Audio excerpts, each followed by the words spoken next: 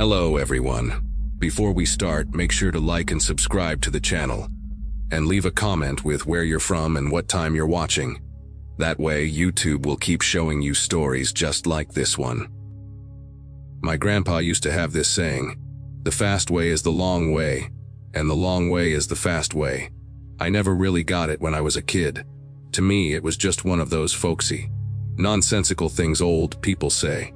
It took me getting stranded on a forgotten stretch of asphalt in the dead of a November night, with something watching me from the trees, to finally understand what he meant. It was my junior year of college. I was driving the 7 hours home for Thanksgiving from my university in the city back to my parents' place, which was nestled deep in the rural part of the state. It was a drive I'd made a dozen times. You take the interstate for 6 hours, then peel off onto a state highway for the last hour. Simple. But this time was different. I'd gotten a late start, trying to squeeze in one last study session for a final I had right after the break. By the time I was actually on the road, it was already getting dark. The interstate was a nightmare. A jackknifed semi had traffic backed up for miles. I sat there, bumper to bumper, watching the clock on my dash tick forward. 8 p.m. became 9 p.m., then 10. My leg was cramping up from riding the clutch. I was exhausted, hungry, and just wanted to be home. That's when the idea sparked. It was a stupid idea, born entirely out of impatience and a 20-year-old's misplaced confidence. I knew these back roads. I'd grown up here. I looked at my phone's GPS. The robotic voice was telling me to stay on the interstate, that the delay was clearing up. But I saw it on the map. A thin, gray line that snaked through the dark, empty space between the highways. County Line Road. I remembered it from high school.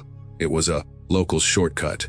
A mostly paved, sometimes gravel road that cut straight across the county, shaving a good 40 minutes off the trip if you hit it right.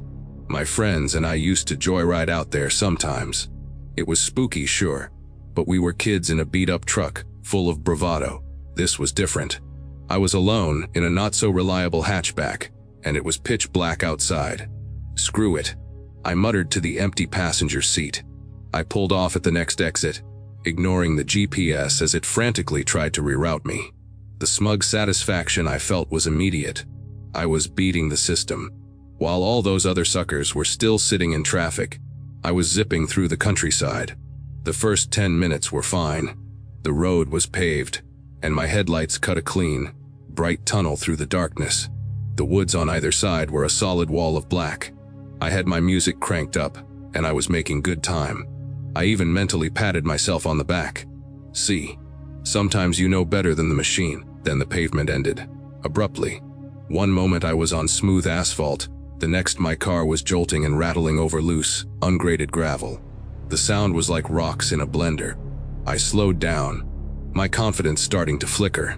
I didn't remember this much gravel. The woods seemed to press in closer here, the trees taller, their branches like skeletal fingers reaching for my car.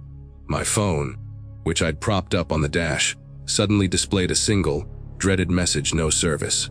The smart thing to do would have been to turn around, to swallow my pride, drive the 15 minutes back to the interstate, and accept my fate in the traffic jam.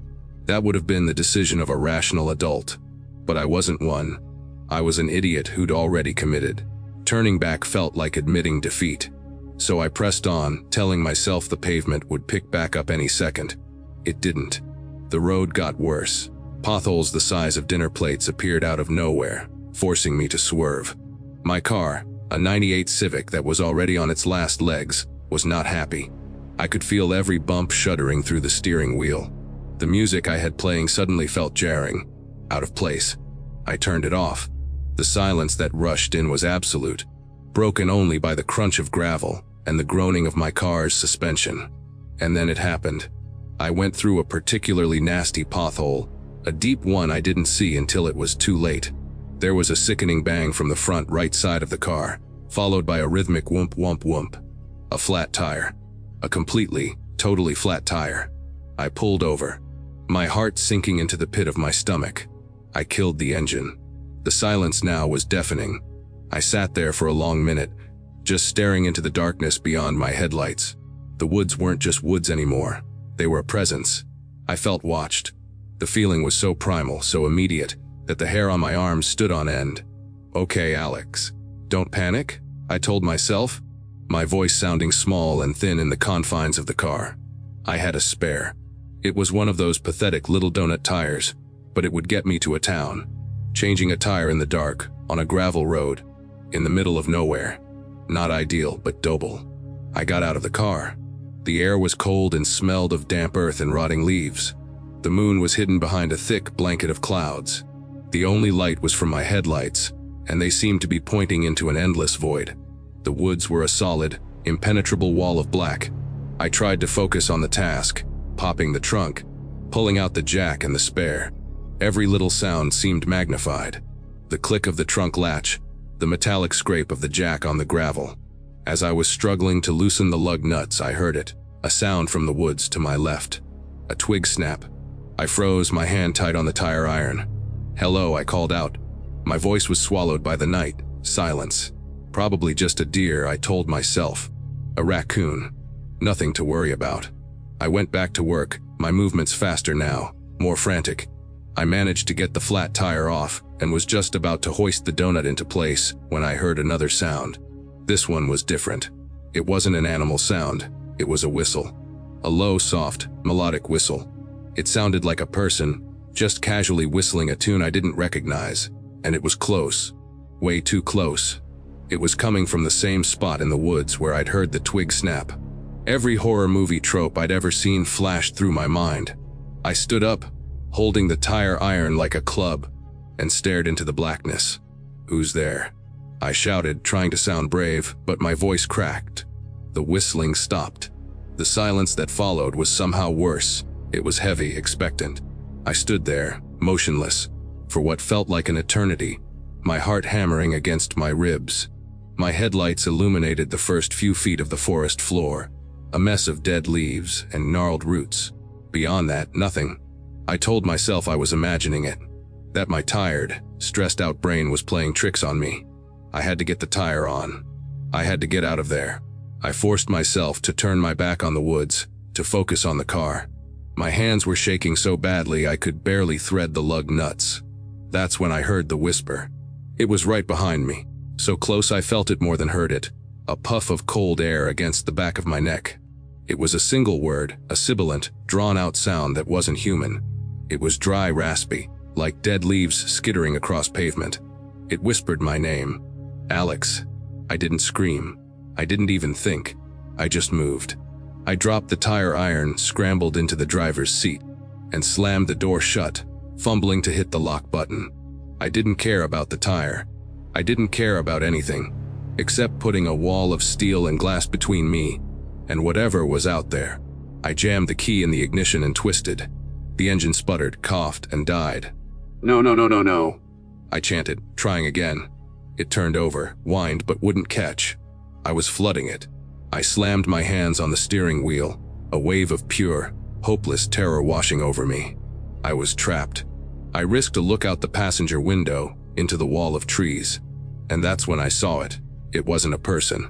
It was tall, impossibly thin, and its limbs were too long, bent at angles that were just wrong. It was darker than the darkness around it, a silhouette of something that had no right to exist. It was standing just at the edge of the woods, half hidden behind a thick oak tree, perfectly still, watching me.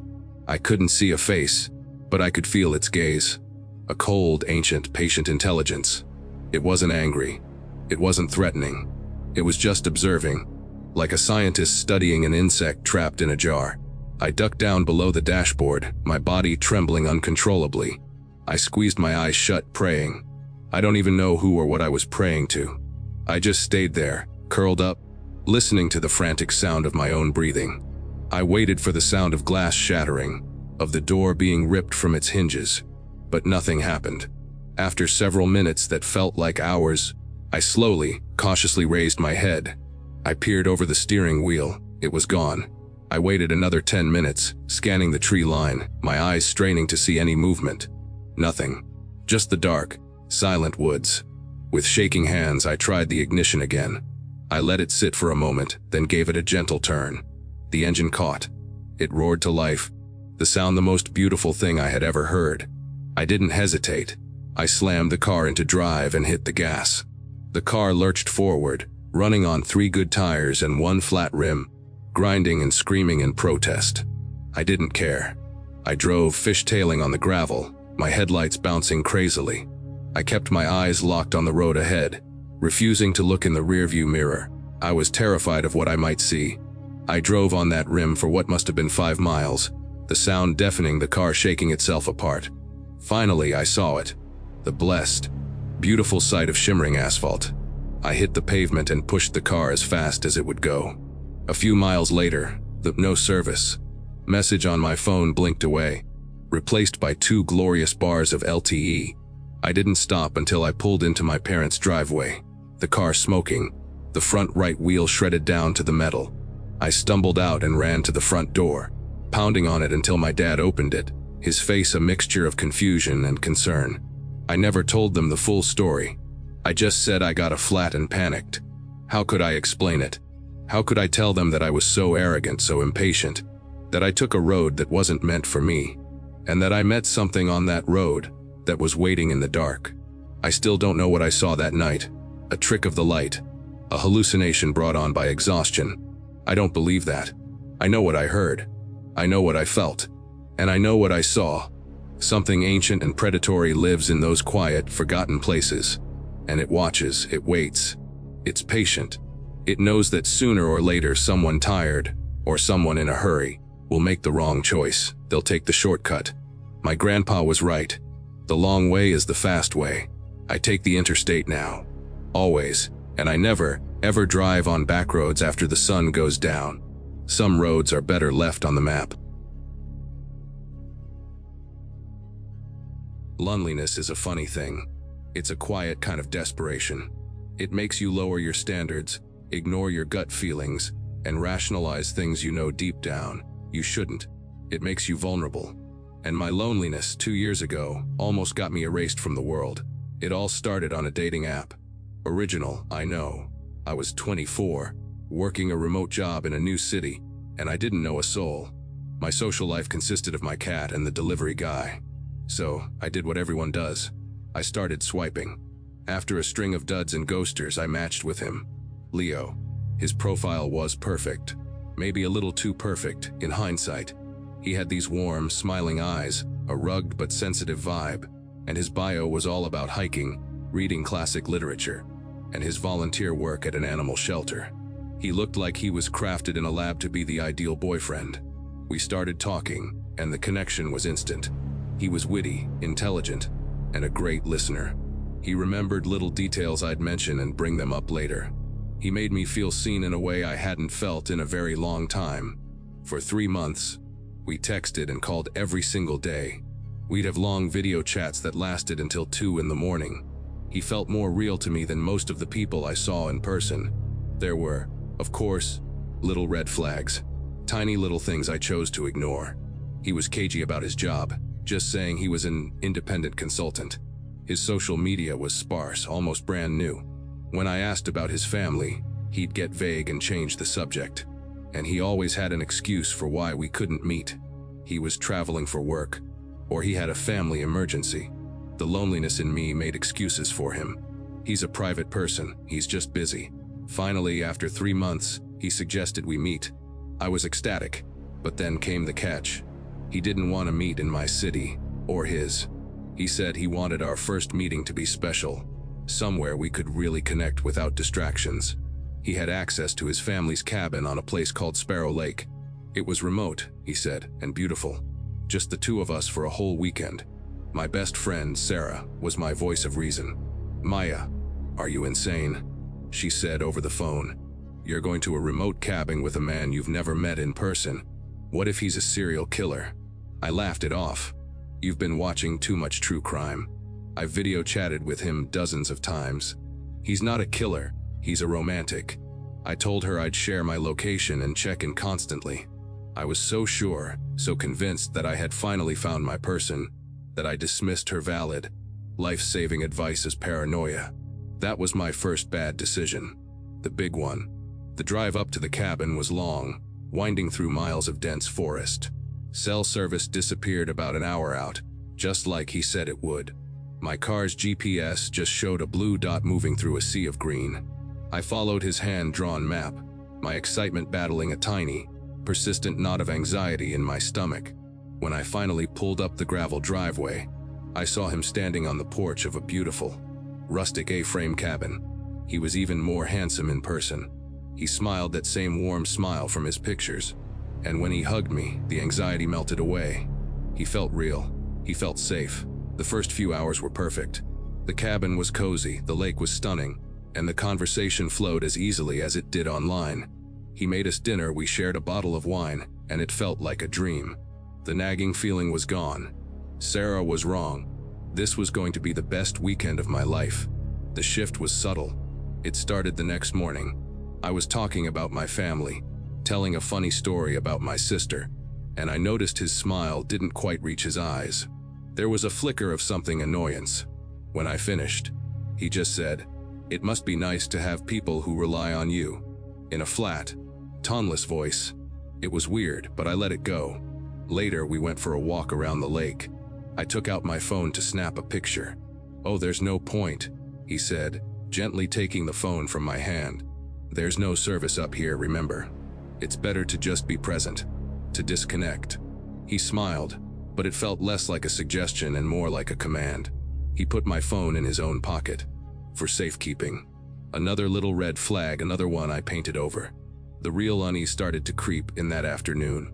I casually asked him what his plans were for the next week, if he was still consulting. He gave me a strange look and said, "Let's not talk about the outside world. All that matters is what's here, just us." His language started to change. He started using the word "wa" in a way that felt possessive. "We should take the boat out later. We need to bring in more firewood for our fire tonight." It was a small thing, but it felt like he was erasing my individual identity and merging it with his. The big crack in his facade came when I couldn't find my car keys. I was sure I had left them in the little bowl by the door, but they were gone. "Oh, that's so strange," Leo said, his face a mask of mild concern. "Don't worry, they'll turn up. We're not going anywhere anyway." That's when the knot of anxiety in my stomach returned, cold and hard. "We're not going anywhere anyway." I started to feel like a butterfly in a jar. The beautiful cabin no longer felt cozy. It felt like a cage. The remote location wasn't romantic, it was a trap. I decided I needed to get out. I pretended to be tired and went to lie down in the guest bedroom. My mind was racing. My phone was in his pocket. My keys were gone. I was miles from anyone, with a man whose mask was beginning to slip. I had to find my keys. While he was outside chopping wood, I frantically but quietly searched the main living area. I looked everywhere. In the kitchen drawers, under the sofa cushions, in his jacket pockets, nothing. My panic was rising, a thick, choking fog in my throat. I moved to his bedroom, my heart pounding. This felt like a massive violation of trust, but my survival instinct was screaming louder than my conscience. His room was neat, impersonal, almost like a hotel room, except for the closet. I opened it, and my blood ran cold. Hanging inside weren't men's clothes, they were women's clothes. Dresses, blouses, sweaters, all in my approximate size. And on a shelf, there was a collection of small, personal items. A silver locket, a worn copy of Wuthering Heights, a pair of glasses, and a framed photo turned face down. My hand was trembling as I reached for the photo. I turned it over. It was a picture of Leo smiling, with his arm around a woman. She looked happy, vibrant. She looked a little bit like me. Same dark hair, same general build. Her name, I would learn later, was Clara. And then I saw the locked door. At the back of the closet, almost hidden behind the clothes, was another door. A heavy, solid wood door with a deadbolt. A deadbolt that was locked from the outside. I didn't need to know what was in there. I just knew I had to get out of the cabin. I fled his room, my mind a blank slate of pure terror. I had to play dumb. I had to act normal until I could find a way to escape. When he came back inside, I forced a smile. I told him I'd had a good nap. He looked at me, his head tilted slightly. "You seem tense," he said, his voice soft. "Is everything okay, my love?" He'd never called me that before. That night was the longest of my life. I pretended to be happy to be in love. I laughed at his stories, let him hold my hand. Every touch felt like a spider crawling on my skin.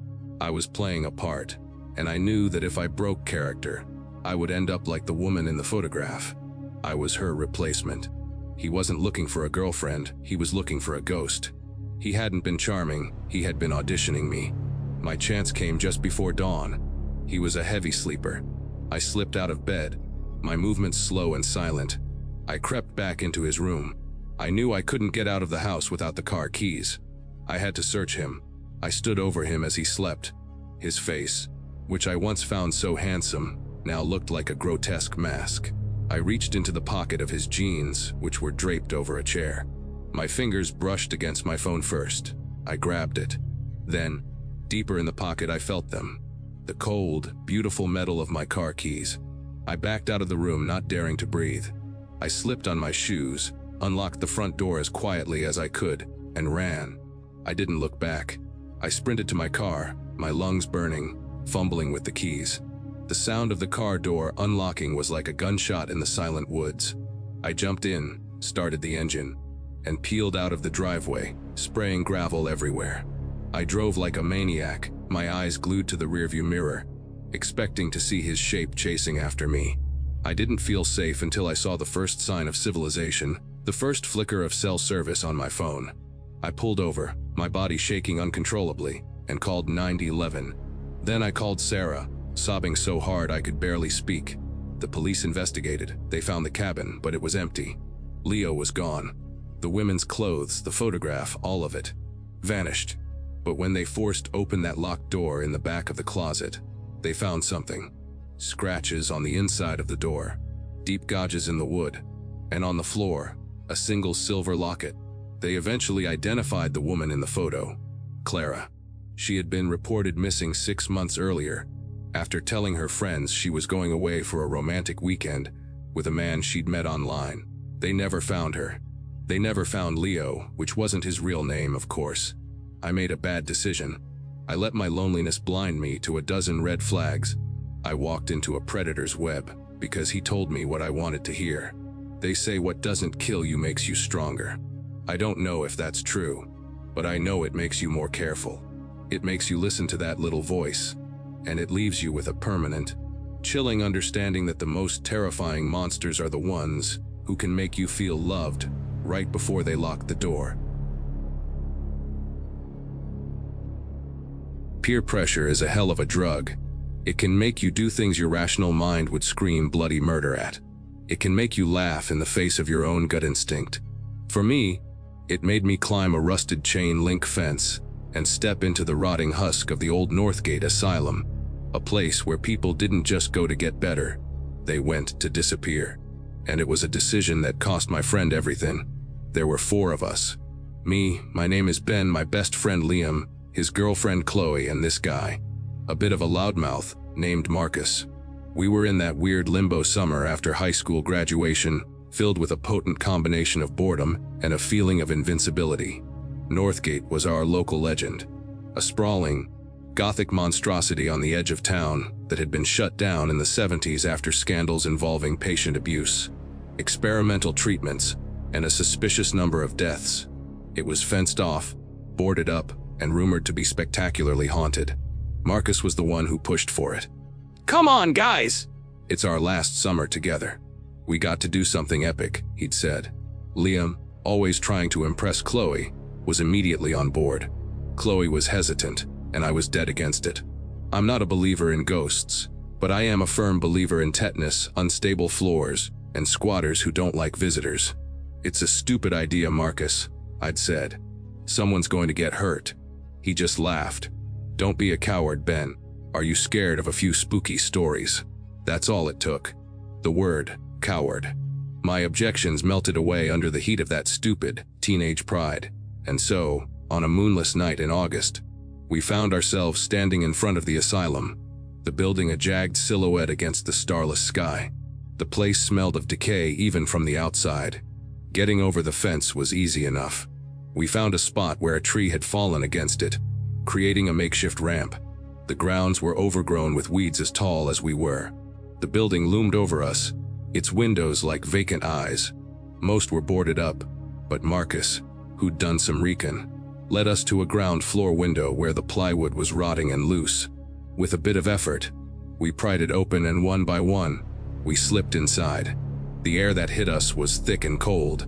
It was a disgusting cocktail of smells: dust, damp, mildew, and a faint, lingering scent of antiseptic that made the hairs on my neck stand up. The only light was from our phone flashlights, their beams cutting sharp, nervous paths through the oppressive darkness. For the first hour, it was exactly what you'd expect. We explored the lobby, our footsteps echoing unnervingly in the vast space. We found overturned gurneys, scattered patient files with faded, ink-blotched text, and peeling paint hanging from the ceiling in long, pale strips. Marcus was in his element, trying to spook Chloe, banging on walls and yelling, "Boo." Liam would laugh a little too loudly. I just felt heavy. The place had a weight to it, a palpable aura of misery that our nervous energy couldn't penetrate. The plan, as stupid as it was to get to the top floor, the old surgery ward, and get a picture as proof of our bravery. We started making our way up a grand, decaying staircase. That's when things started to feel wrong. Halfway up the stairs, Chloe stopped dead. "Did you guys hear that?" she whispered. We all froze, listening. For a moment, there was only silence. Then we heard it. A faint, metallic scraping sound coming from one of the floors above us. "Probably just a rat," Marcus said, though his voice lacked its usual bravado. "That was not a rat," Liam said, moving closer to Chloe. We kept going, our pace quicker now, our bravado completely gone. The feeling of being watched was intense. The air grew colder. We reached the third floor, the door to the ward hanging open on a single, rusted hinge. The hallway stretched out before us, a long tunnel of absolute black. Doors to patient rooms lined both sides, most of them slightly ajar. And then Marcus had his second brilliant idea of the night. "Let's split up," he said. "Well, cover more ground, find the surgery theater faster." This time, I did object. "Are you crazy? That's the dumbest thing we could possibly do." "Ben's right," Chloe added, her voice trembling. But Liam, caught between his friend and his girlfriend, just shrugged.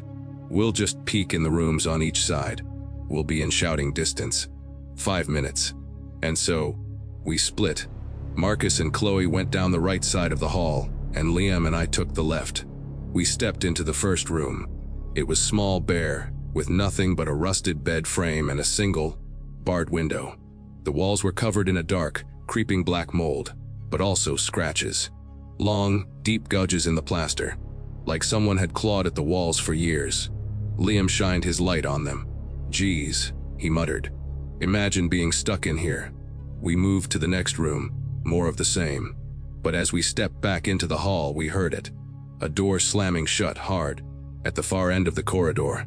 It echoed like a gunshot. "Marcus," Liam yelled.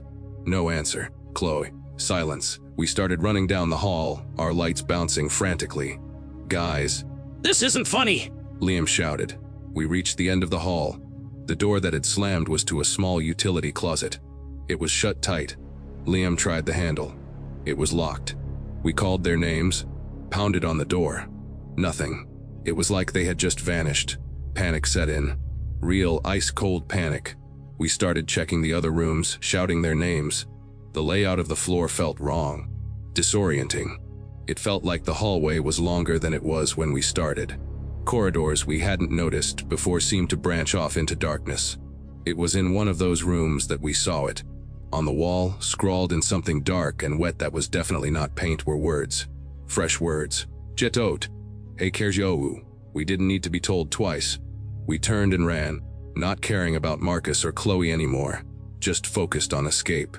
We scrambled back towards the main staircase, but the asylum seemed to be fighting us. The layout had shifted. A hallway that should have led back the way we came now ended in a bricked-up wall. We were lost. Utterly and completely lost in the guts of this rotting building. We could hear the scraping sound again, closer this time. It was the sound of metal on concrete, rhythmic and deliberate, and it was coming from our direction. We ducked into an empty room, huddling together in the corner, and switched off our lights. We listened, our hearts pounding in the suffocating silence. The scraping got louder, closer.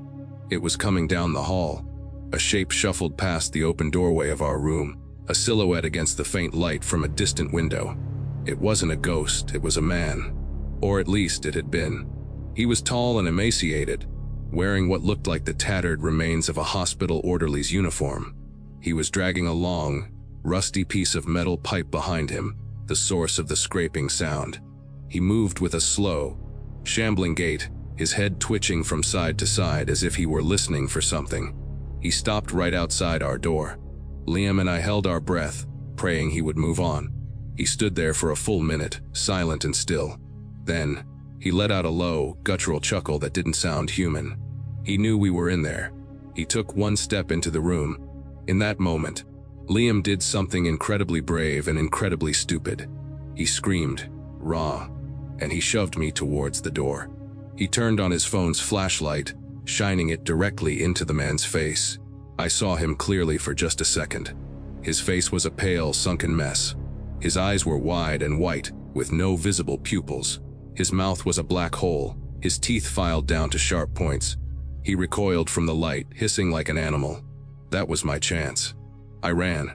I didn't look back. I just ran blindly through the labyrinthine corridors.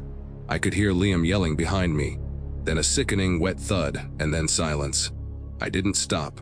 I ran until my lungs felt like they were on fire, until I burst through a doorway and found myself back at the top of the main staircase.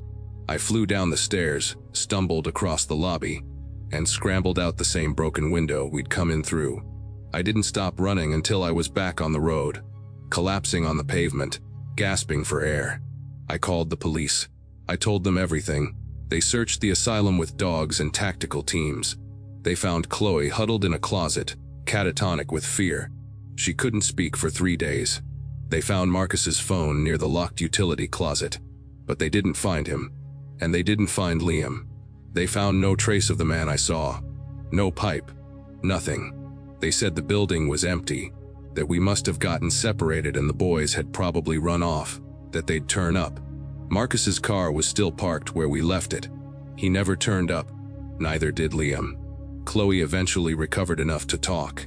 She said that when they were in the hallway, the lights from their phones just went out at the same time. They heard a whisper right next to them, and then something grabbed Marcus and dragged him into the darkness. She ran and hid in the first closet she could find. I know what I saw. I know what I heard. It wasn't a ghost. It was something human, or something that used to be human, that had stayed behind when the asylum closed. Something that had been twisted by the misery of that place, that hunted in the dark. My bad decision wasn't just breaking in. It was letting peer pressure silence the screaming voice in my head that told me to stay away. I walked into that building to prove I wasn't a coward. I ran out of it a coward, leaving my best friend behind. And that's a horror that no ghost story can ever compete with. I live with that every single day.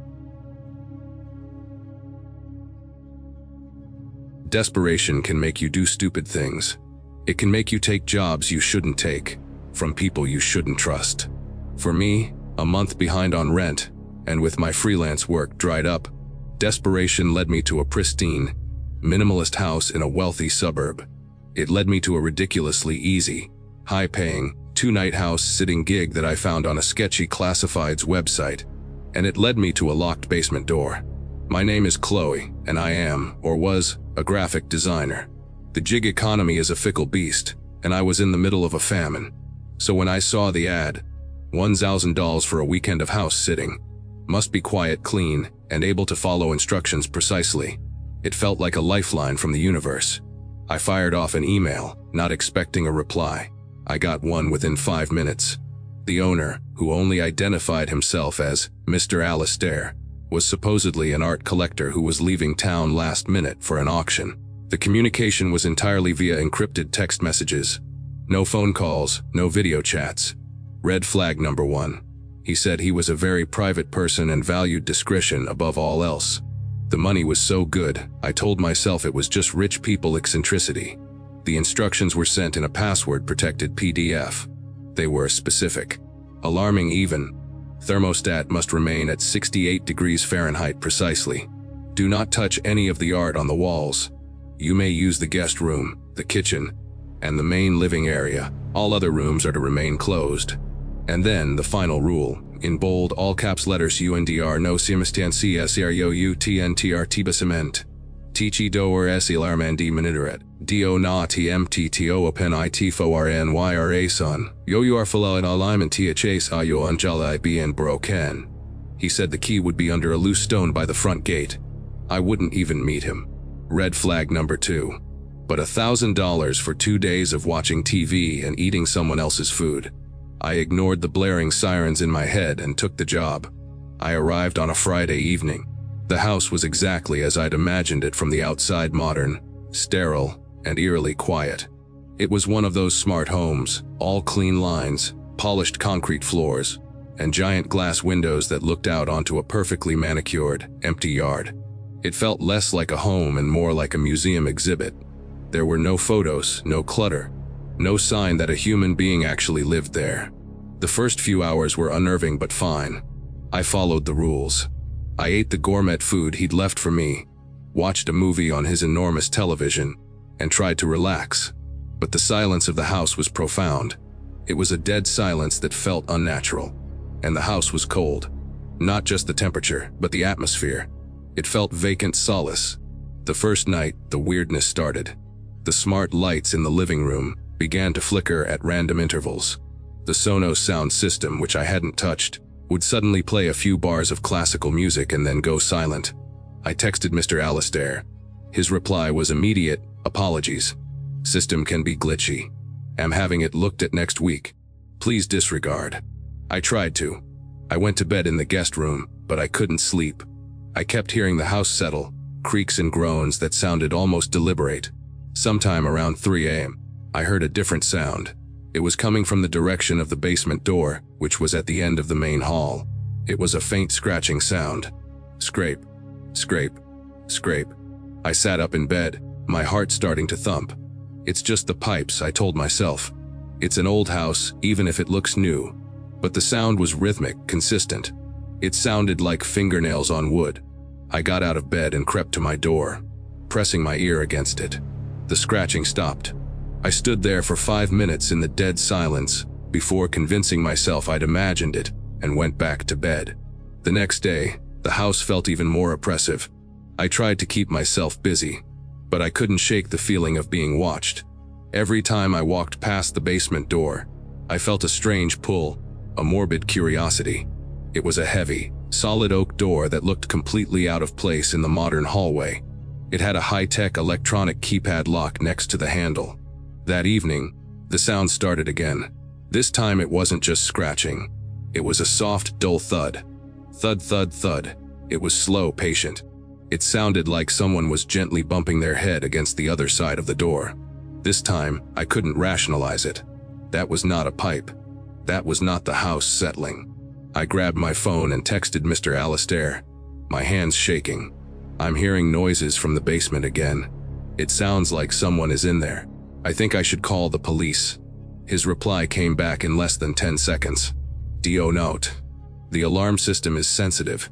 A police call will trigger a security protocol you do not want to deal with. It is an animal. A raccoon got into the sub-basement crawlspace last year. The sounds echo. Animal control is scheduled. I will add a 500 bonus for the inconvenience. Please, stay away from the door. A bonus. He was trying to buy my silence, my compliance. And the pathetic, desperate part of me was tempted. But the other part of me, the human part, was terrified. What if someone was actually trapped down there? Hurt. What if Mr. Alistair was the one holding them there? The thudding stopped, and it was replaced by something new. Something that made the blood freeze in my veins. It was a voice. A muffled, faint whisper, almost too quiet to hear. It sounded like a woman, and she was crying. That was it. I couldn't be a bystander anymore. Money be damned. I had to know what was in that basement. My bad decision wasn't taking the job anymore. My bad decision was about to be breaking the one rule I was explicitly told not to break. I remembered seeing a small, antique-looking writing desk in the study, one of the rooms I wasn't supposed to enter. I had a hunch. People who are overly paranoid about security often have a low-tech backup. I tiptoed to the study, my heart in my throat, and started carefully searching the drawers. In the very back of the bottom drawer, taped to the underside, I found it. A single, old-fashioned brass key. I walked back to the basement door, the key feeling heavy and cold in my sweaty palm. I looked at the electronic keypad. There was a small keyhole beneath it. The key fit. I took a deep breath, telling myself I was doing the right thing, and I turned it. There was a soft click. The electronic lock's small green light turned off. I hesitated for a second, then I grabbed the handle and pulled the door open. The crying and the thudding instantly stopped. The silence that rushed up from the darkness below was more terrifying than any sound had been. A wave of cold, musty air washed over me. "Hello," I whispered into the blackness. "Someone down there. Are you okay?" No response. I pulled out my phone and turned on its flashlight, pointing it down a steep set of wooden stairs. The beam cut through the darkness, revealing a small, unfinished concrete basement. It was completely empty. No furniture, no boxes, no person, no raccoon. Just bare concrete walls and floor. I felt a wave of confusion and then embarrassment. Was it really just a recording? A trick to test me? Had I just failed, forfeiting 1,500 out of my own paranoia? I felt foolish. I took a step onto the top stairs to get a better look, to be absolutely sure. That's when it happened. The door slammed shut behind me with impossible force. I spun around as the lock clicked, loud and final. The keypad on my side of the door was just a blank metal plate. I was trapped. I threw myself against the door screaming, pounding on it with my fists until my knuckles were raw and bleeding. It didn't budge. It was as solid as a bank vault. My phone, my only light, flickered and died. The battery was gone. I was plunged into absolute, suffocating darkness. And then I heard it. A sound from upstairs. The front door of the house opening and closing. Footsteps. Slow, deliberate footsteps, walking across the polished concrete floor of the hallway. They stopped right outside the basement door. I held my breath listening. Silence.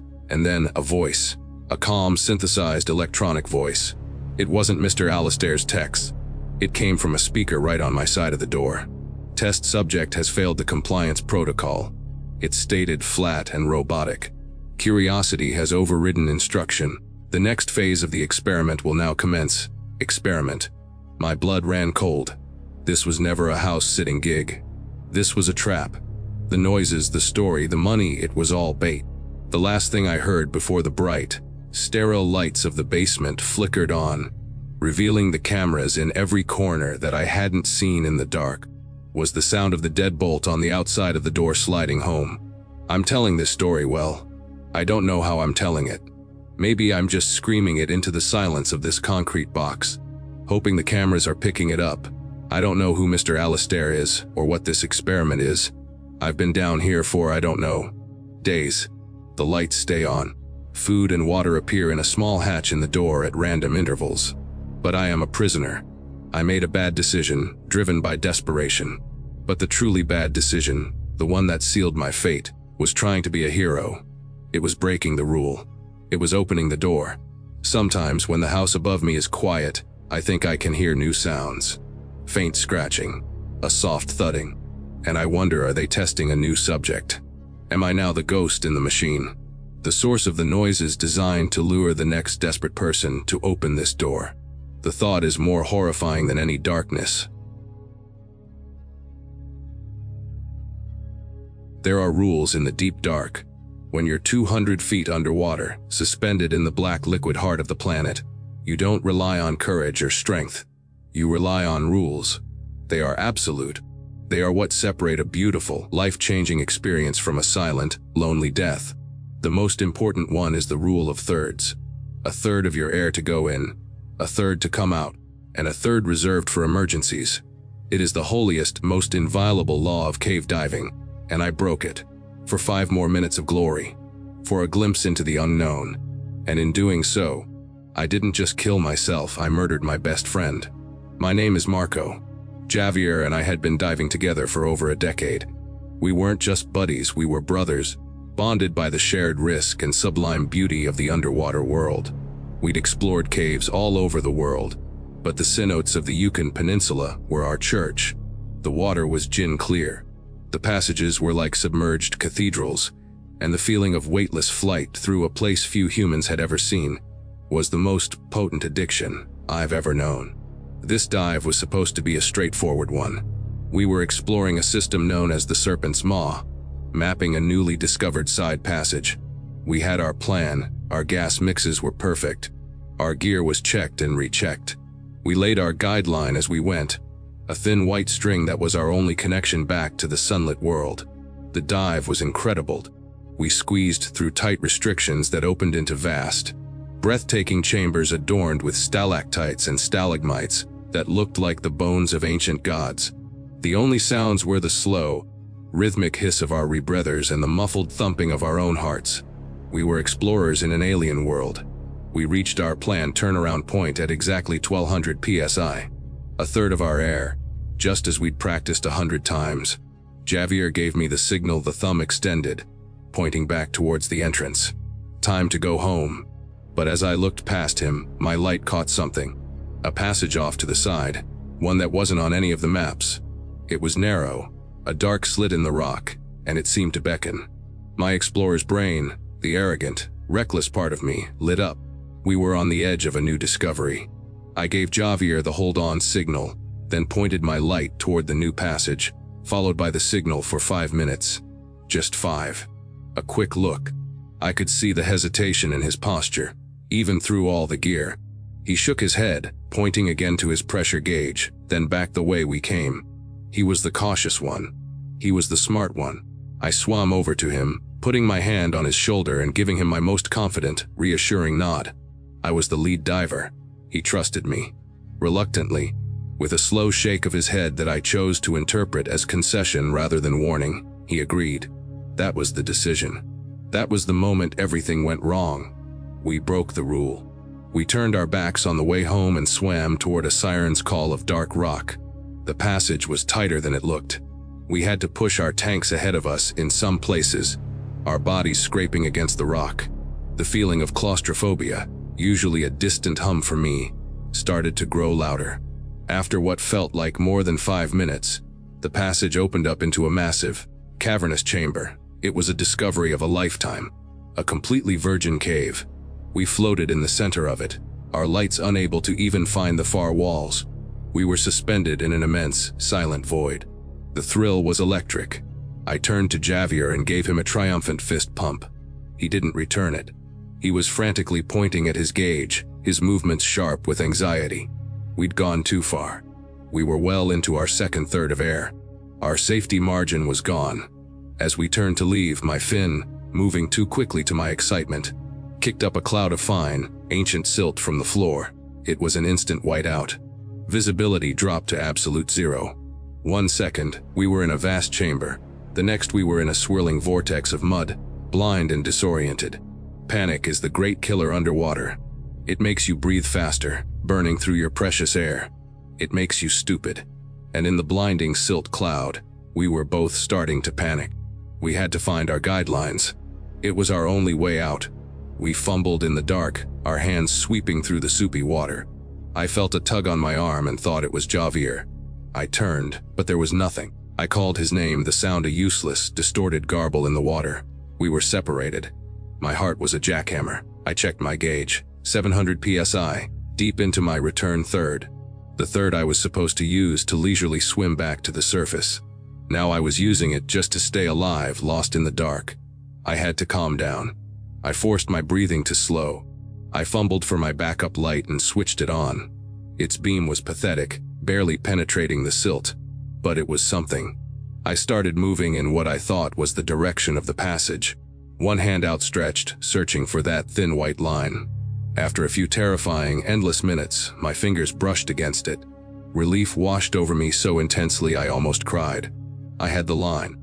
I could get home. I started following it, reeling it in hand over hand. That's when I saw a light ahead of me, faint but steady, through the thinning silt. Javier.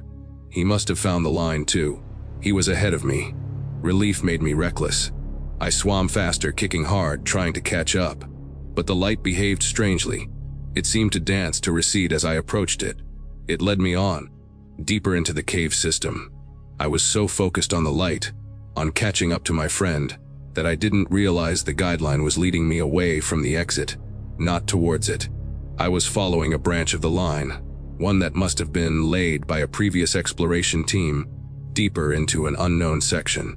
I followed that phantom light into a passage that grew tighter and tighter, until I found myself wedged in a restriction I couldn't back out of. A dead end. I was stuck. The light I had been following was gone. My own primary light began to flicker, the battery dying. The narcosis was setting in, the nitrogen building up in my brain. The darkness started to play tricks on me. I saw shapes in the rock, faces in the shadows. I thought I heard whispers. I checked my gauge one last time, 100 psi. A few more breaths. This was it. This was where it ended. Trapped in a stone coffin of my own making, 200 feet below the sun. My light died, plunging me into a darkness so complete it felt solid. In that final, absolute black, my life didn't flash before my eyes. All I could see was Javier's face, the trust in his eyes when he agreed to my stupid, arrogant plan. I had killed him. His third of air, his emergency reserve, was probably spent looking for me. My rebreather sputtered. The air was gone. My lungs screamed. But as my consciousness began to fade, I saw one last thing. It wasn't a hallucination from hypoxia. It was real. In the pitch black, a faint, cold, blue-green light began to glow. It emanated from the rock in front of me, illuminating a shape. It was a face. Large, with wide, dark eyes and no mouth. It wasn't rock. It was something alive, something that had evolved in this permanent darkness. And it had been watching me. The light I had followed, it wasn't Javier. It was a lure. Like an anglerfish deep in the ocean, this thing, this ancient resident of the dark, had dangled a light, and I, the fool, had followed. My last thought was not of fear, but of a terrible, crushing clarity. There are rules in the deep dark. I broke them. And the things that live in the places where the rules are the only thing keeping you alive don't offer second chances. They just wait, patiently, because they know that sooner or later, someone will always want to see what's there, just 5 more minutes into the dark.